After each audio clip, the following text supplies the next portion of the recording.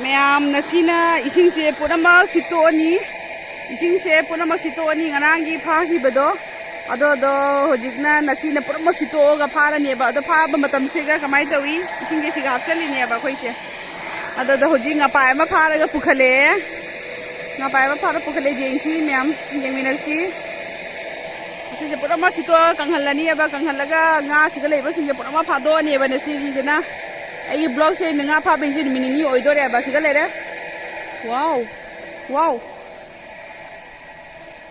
देखी देखी देखी धोइबनी तो चोंथो फिरइद्रा पापा वाओ सिदि कइनो वाओ सि केजि क्या रंगनी सिदि केजेनी हेलांगनी सि केजेनी वाओ पापा इस आता भाई के ये फोटो यो होगा हां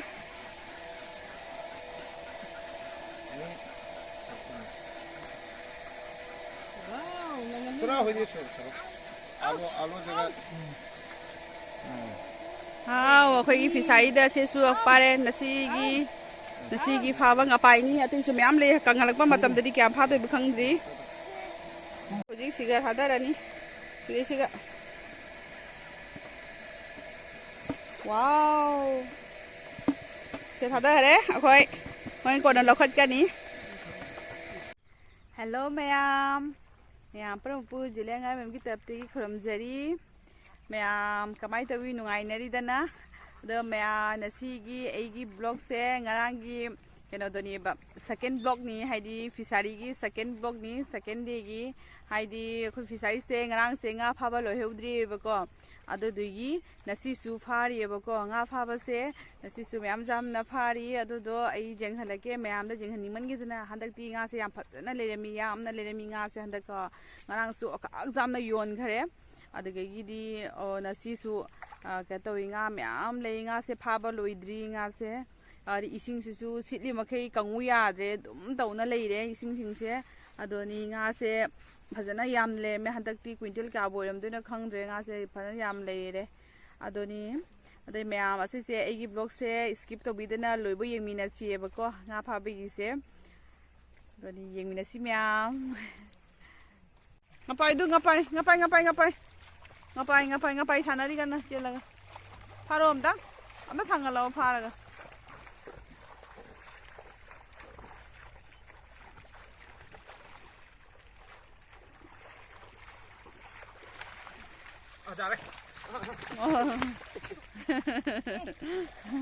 Oh, biggest ngapai.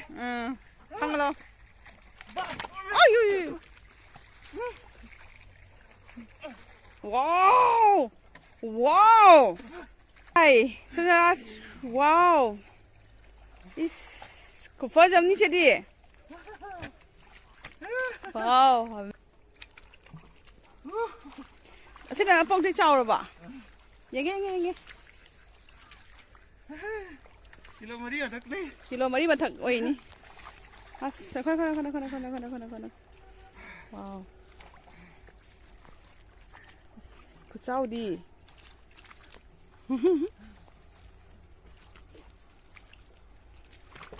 Oi tare ngamdre thangat paga. As Bright seba nga se jauri ni manung sega.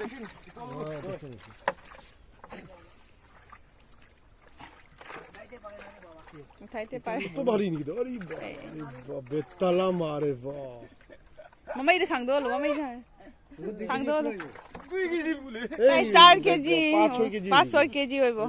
Betla भारी तो. म्याम सिगसु कुंगुम सन साइड तो मुंगा से फारे.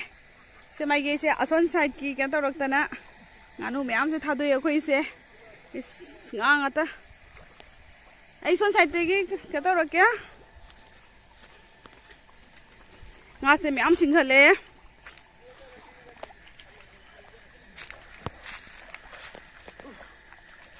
ngang से मैम सिंघले करी ngang नो से बो 이 고마워로 이게. 나도 엄청 당갈라가 올라오봐. Kaya yun na Karis, mirga. Wow. Grass cup.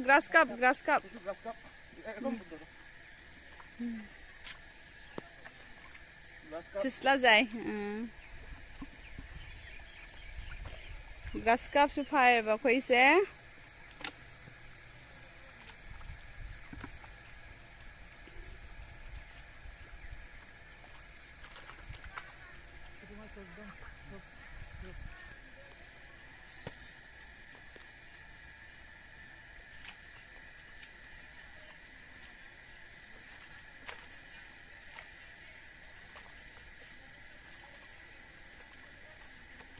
Hãy xuống thơ đấy.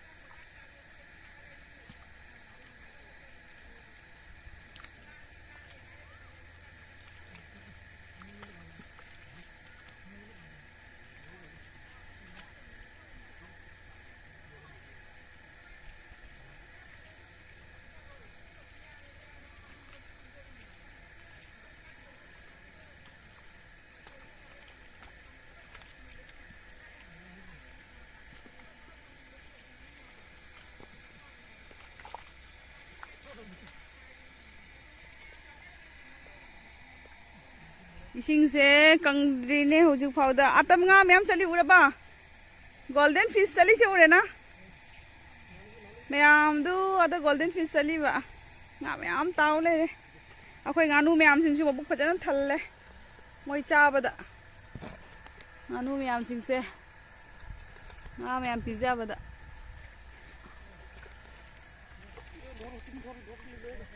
paket to pik thalle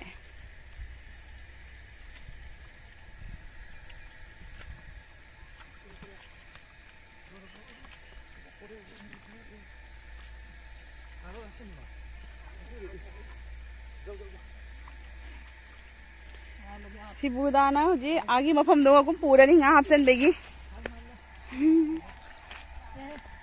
Porsche Dabita amma ka ta hore Oh nga si pick thali song bucket ma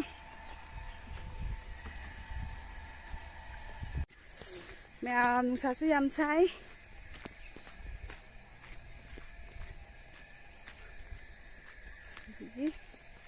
Ini celak आपके इसी गigi celak आपके से माइगे इसी gigi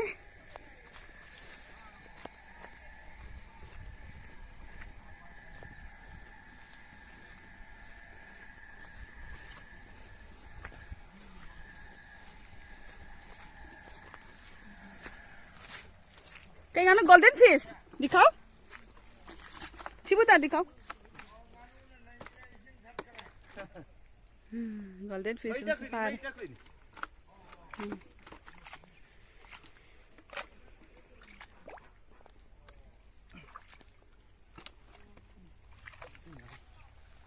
to se mi miam pham mi phai nga phao begi jeng begi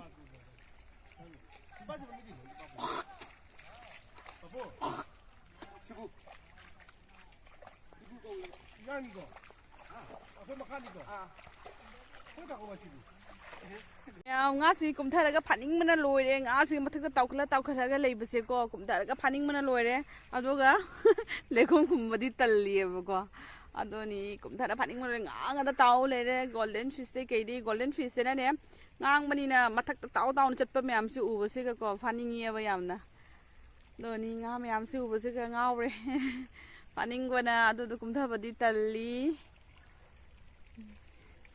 Singa sing ising ji kang tharak pasina moina mathak ta tawkhatna leibase ubase ga se inega khondre khutna pha khutna lama ga dum pha re tai se yeng khu pa se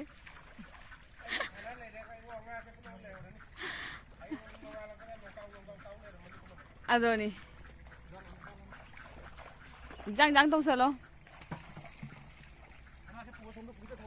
kaida ei ngamo hei pai ba kai dino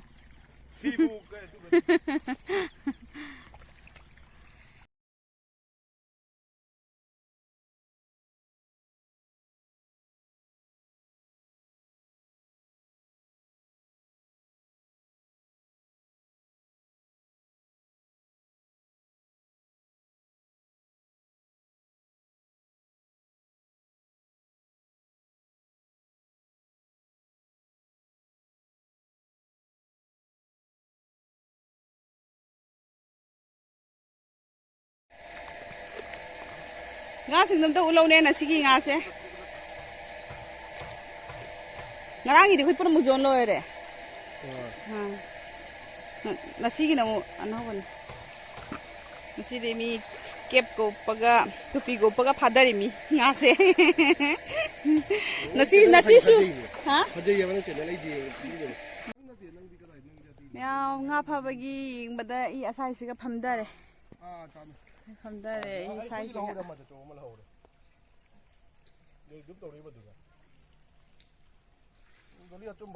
Sing mèo lấy đi xịt ba lôi đấy cái giờ khare pump sẽ mút khare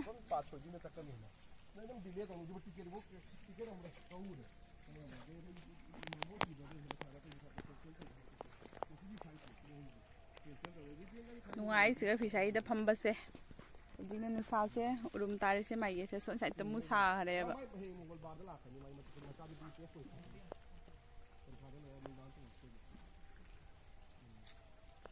cái uri pambi ngay tani si masang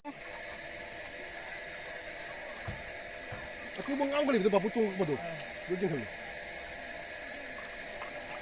bapak lebih dari ngaji lagi mẹ nasi cái ngà này se na wow khơi ngà pai yung ne ngà pai ni se nasi su sitol mas nasi su pha đây ngà pai se kya no lấy se ngà ngà ta lấy đây Nani bapak tak ini. Apa itu udah bu? Udah. Nang nasi tu ni, nang nasi. Bapak nasi. Depan dom. Itu pagi ni temu.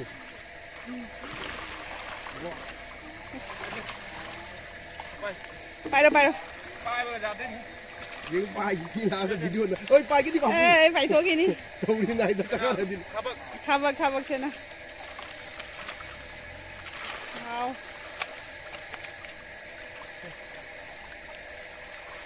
Cái ngà thì hậu ni babu. Cái ngà ni Golden fish ra. golden adu juga tu besi. Ngapai. Ngapai dah. Kharis, ngapai, golden fish. Puthi putha ke na myam jami, maming khang da bai su, ming su khang de ai su te. Dia tak kau wangang itu tak kini ni. Tak kini di las. Ngarang siga su myam thada re ba. Adi dia asise Ase nasi pha bani wali hayeng su loi rai pha ba. Ini jar ngah kising liter. Kemain jauh dia. Ado manu le na nga ngata. Pha de. Bapak lin ke las lah. Lin bayar ke dalam. Lin.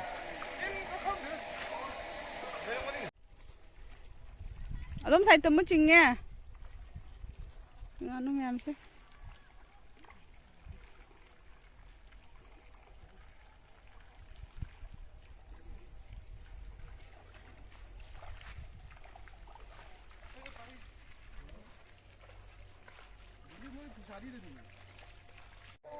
Mèo ngà phá se lôi đi chụp mắm se lắc to re kitang tangai re mamak to re ngà phá na lôi đi ngà ngà ta le đi manu se ga sit pa se su lôi re hai đi ke na ising si ching thok pa ya dre ba ising se dum budi lei re iten ten nge ado ngà budi mèo lei đi manu da na si su ngà phá se lôi ni tha ja se bucket chim se mama chiga pura chali ne ba ngà se bucket pura do nga se phaba loi di lo se lag to mam se lag to re nani ma'am agi video se matang asida sumlu chalage ma'am na agi channel se bu like subscribe share to biramu comment se dum haira u akhoi gi nga fari se nungai ti ai se nga se dum se hai na nga se dum mathak ta ka khale cheli se ba nga ma'am se mummy na fish Nani ma'am. Say hi lagi, thamjarage.